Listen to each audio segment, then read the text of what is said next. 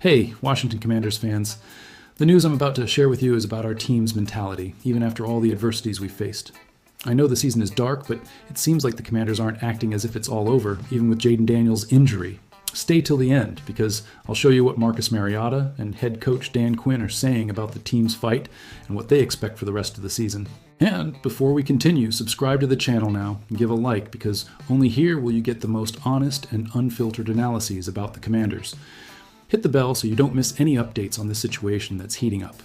The Washington Commanders are struggling, there's no denying it, after losing 4 games in a row, and with quarterback Jayden Daniels suffering an elbow dislocation that took him out of the game.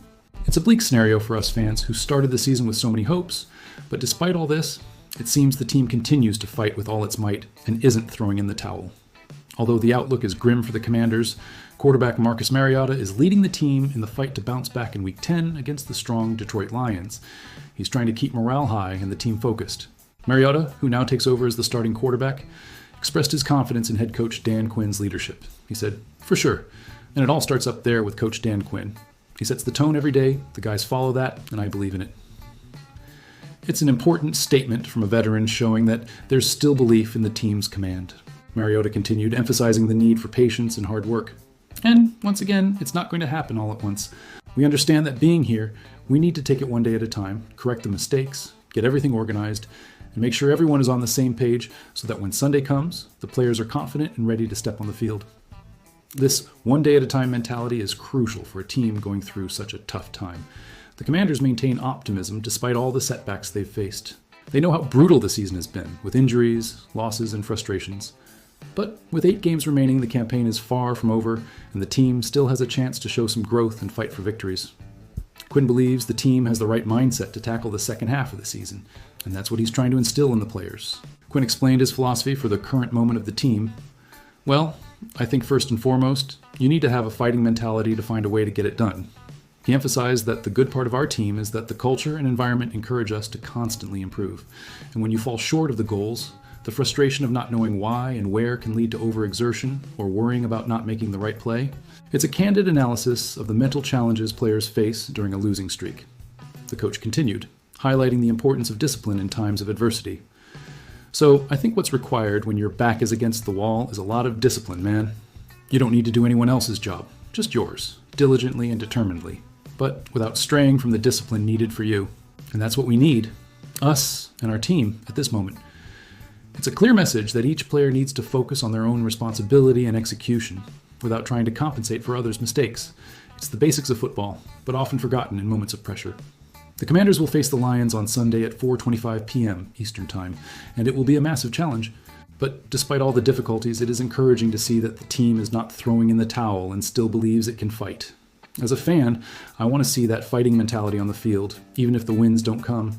It's important for the players to show grit and determination, and to keep working to correct mistakes and build something for the future. The season may be lost in terms of playoffs, but the fight for dignity and player development is still on. Now, the news I'm about to give you is about the future of our team, and could be the light at the end of the tunnel after so much disappointment. I know we expected Adam Peters to make some trades before the deadline, but since that didn't happen, the attention now turns to the next draft.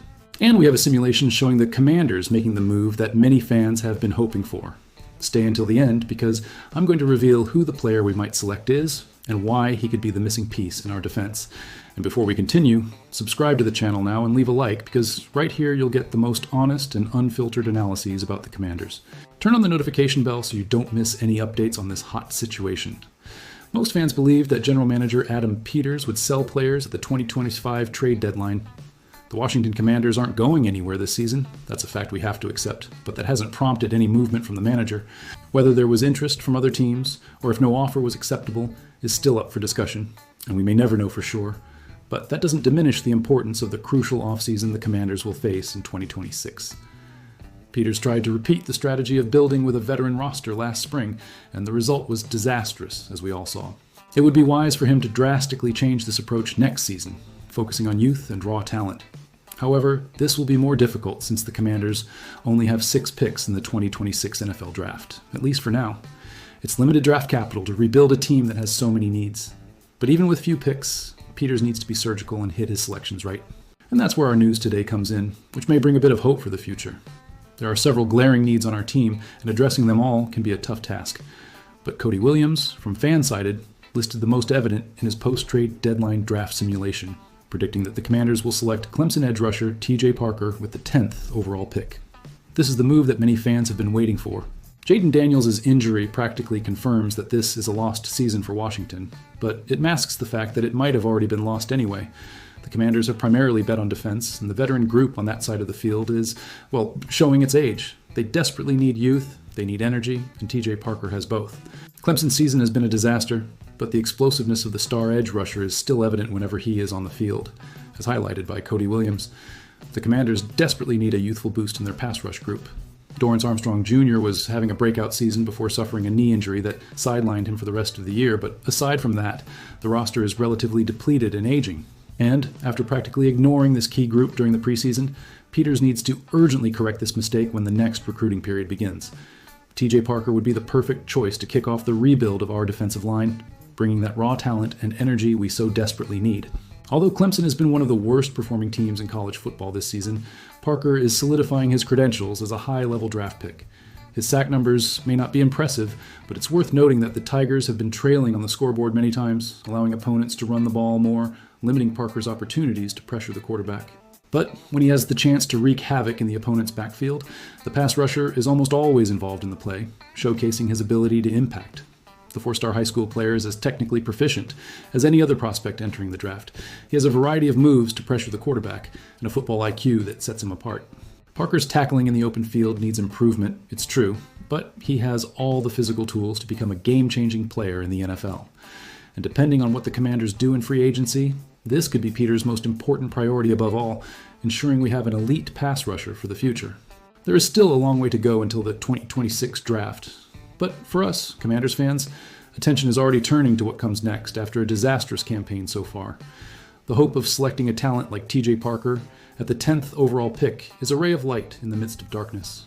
He could be the missing piece to revitalize our defense and bring back the energy and aggressiveness we so desperately need. As a fan, I'm very excited about this possibility and can't wait to see what Peters does in the next draft. Now, I want to know your honest and unfiltered opinion on this draft simulation. Do you agree that TJ Parker would be the perfect choice for the Commanders at the 10th overall pick? Or do you think there is another player or position that should be the team's top priority? And, more importantly, do you believe that selecting an elite pass rusher can truly change the future of our defense and the franchise? Please respond in the comments, because this discussion can reveal a lot about what the fan base really expects from the front office at this critical moment. Hey Washington Commanders fans, the news I'm about to give you is about our next opponent, the Detroit Lions, and what they can expect from our offense, which will be led by Marcus Mariota. I know the situation is complicated with so many injuries, but we have a detailed analysis that will show you exactly where our weaknesses are and what the Lions will try to exploit. Stay until the end, because I'll reveal the most vulnerable points of our offensive line and what that means for Sunday's game. And of course, don't forget to hit that like button. It's just a click, it's quick, and it's all I ask for. The Detroit Lions will face the Washington Commanders on Sunday in a rematch of last year's divisional round game. That game didn't end well for us, and some Lions players have already commented that this matchup has a personal component for them. They are coming in with a thirst for revenge, and we need to be prepared.